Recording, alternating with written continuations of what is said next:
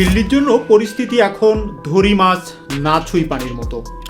তারা ডক্টর ইউনূসকে সরাসরি চটাতেও পারছে না, আবার মেনেও নিতে পারছে না। এই অস্বস্তি এখন ভারতীয় মিডিয়া এবং রাজনৈতিক মহলে তোলপাড় সৃষ্টি করেছে। ডক্টর ইউনূসের সরকার এমন এক মাস্টার প্ল্যান করেছে যা মোদী সরকারকে বড় ধরনের দুশ্চিন্তায় ফেলে দিয়েছে। আজকের ভিডিওতে জানবেন এমন সব তথ্য যা মিডিয়ায় আপনি কখনোই শোনেননি। তাই শেষ পর্যন্ত ভিডিওটি দেখুন, কারণ শেষে লুকিয়ে আছে আসল রহস্য।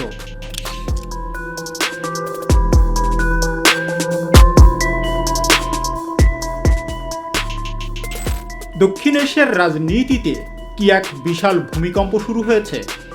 যে বঙ্গোপসাগরকে ভারত নিজের ব্যাকইয়ার্ড বা পিছনের আঙ্গিনা মনে করত, সেখানে কি এখন বড় কোনো পরিবর্তন আসতে যাচ্ছে? বাংলাদেশের অন্তর্বর্তীকালীন সরকারের প্রধান উপদেষ্টা ডক্টর মোহাম্মদ ইউনূসের একটি পদক্ষেপে কেন দিল্লির ক্ষমতার অলিন্দে তোলপাড় শুরু হয়েছে?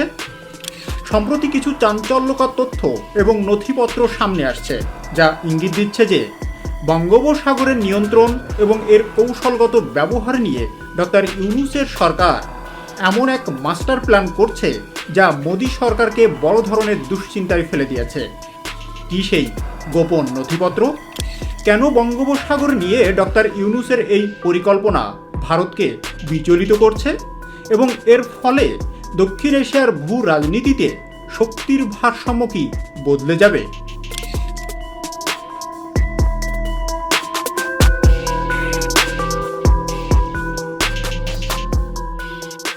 আলোচনার গভীরে যাওয়ার আগে আমাদের বুঝতে হবে বঙ্গোপসাগর কেন এত গুরুত্বপূর্ণ। এটি বিশ্বের বৃহত্তম উপসাগর। এটি কেবল মাছ ধরা বা পর্যটনের জায়গা নয়, বরং এটি বৈশ্বিক বাণিজ্যের অন্যতম প্রধান রুট। ভারতের জন্য বঙ্গোপসাগর হলো তার নিরাপত্তার প্রথম দেওয়াল। আন্দামান ও নিকোবর দ্বীপপুঞ্জ থেকে শুরু করে বিশাখাপত্তনম বন্দর পর্যন্ত ভারতের নৌবাহিনীর একচ্ছত্র আধিপত্য এখানে বজায় ছিল। গত 15 বছর শেখ হাসিনার আমলে ভারতের সাথে বাংলাদেশের সম্পর্ক ছিল অত্যন্ত ঘনিষ্ঠ। ভারত ট্রানজিট সুবিধা পেয়েছে, চট্টগ্রাম ও মংলা বন্দর ব্যবহারের সুযোগ পেয়েছে। কিন্তু 5ই আগস্টের পর দৃশ্যপট আমূল বদলে গেছে। ডক্টর ইউনূস ক্ষমতায় আসার পর থেকে ঢাকা এবং দিল্লির সম্পর্কের সমীকরণ নতুন দিকে মোড় নিয়েছে। এখন আসা যাক সেই চাঞ্চল্যকর তথ্যের বিষয়ে। বিভিন্ন আন্তর্জাতিক মিডিয়া এবং ভূ রাজনৈতিক বিশ্লেষকদের মতে ডক্টর ইউনূস প্রশাসন বঙ্গোপসাগরে বাংলাদেশের সার্বভৌমত্ব এবং অধিকার নিয়ে নতুন করে ভাবছে। ফাঁস হওয়া তথ্যের দাবি অনুযায়ী বাংলাদেশ এখন থেকে কোনো নির্দিষ্ট দেশের উপর নির্ভরশীল না থেকে বঙ্গোপসাগরে বহুপাক্ষিক অংশীদারিত্বের দিকেই ঝুঁকছে।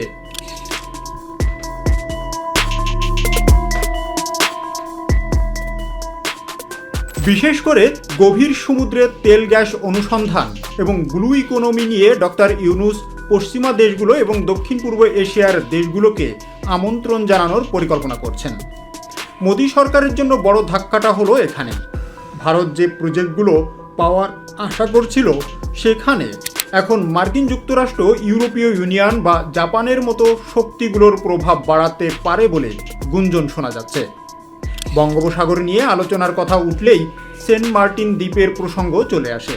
সামাজিক যোগাযোগ মাধ্যম এবং কিছু অখ্যাত সংবাদ মাধ্যমে দাবি করা হচ্ছে যে এই দ্বীপে কোনো তৃতীয় শক্তির সামরিক উপস্থিতির সম্ভাবনা নিয়ে আলোচনা হচ্ছে, যদিও ডক্টর ইউনূস সরকার সরাসরি এগুলো অস্বীকার করছে।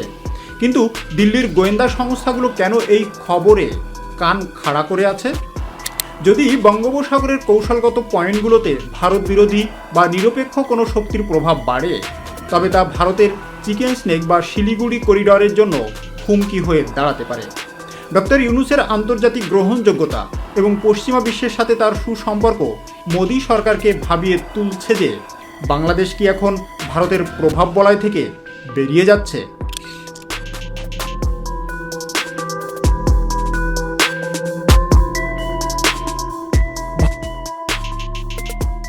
ভারতের পররাষ্ট্র মন্ত্রণালয় এবং মোদী সরকারের উচ্চপদস্থ কর্মকর্তাদের বক্তব্যে এক ধরনের অস্বস্তি স্পষ্ট। সম্প্রতি ভারতের পররাষ্ট্রমন্ত্রী এস জয়শঙ্কর একাধিকবার প্রতিবেশী দেশগুলোর সাথে স্থিতিশীল সম্পর্কের উপর জোর দিয়েছেন। কিন্তু ডক্টর ইউনূস সরকার ক্ষমতায় আসার পর থেকে ভারতে একের পর এক প্রজেক্ট থমকে গেছে। আদানি গ্রুপের বিদ্যুৎ চুক্তি থেকে শুরু করে ট্রানজিট সুবিধা সব কিছুই এখন নতুন করে পর্যালোচনার মুখে।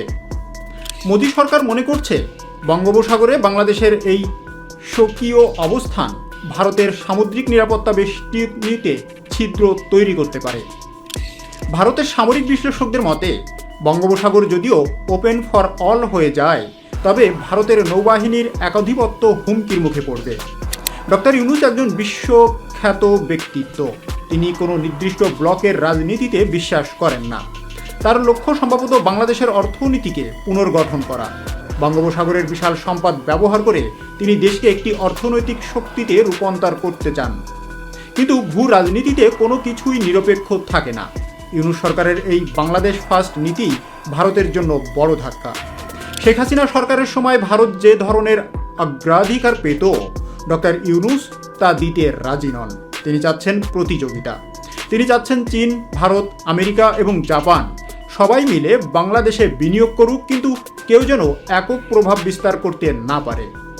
মোদী সরকারের জন্য এটাই সবচেয়ে বড় চ্যালেঞ্জ, কারণ তারা বাংলাদেশে নিজেদের একচ্ছত্র প্রভাব হারাতে চান না।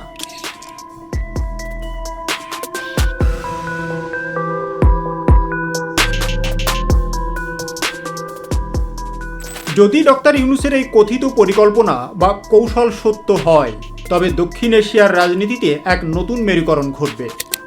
প্রথমত, বঙ্গোপসাগরে ভারতের আধিপত্য কমবে। দ্বিতীয়ত, বাংলাদেশ একটি স্বাধীন ভূ রাজনৈতিক খেলোয়াড় হিসাবে আবির্ভূত হবে। এবং তৃতীয়ত, বঙ্গোপসাগর নিয়ে আমেরিকা এবং চীনের প্রতিযোগিতা নতুন রূপ নেবে। দিল্লির জন্য পরিস্থিতি এখন ধরি মাছ না ছুঁই পানির মতো। তারা ডক্টর ইউনূস সরকারকে সরাসরি চটাতেও পারছে না, আবার মেনেও নিতে পারছে না।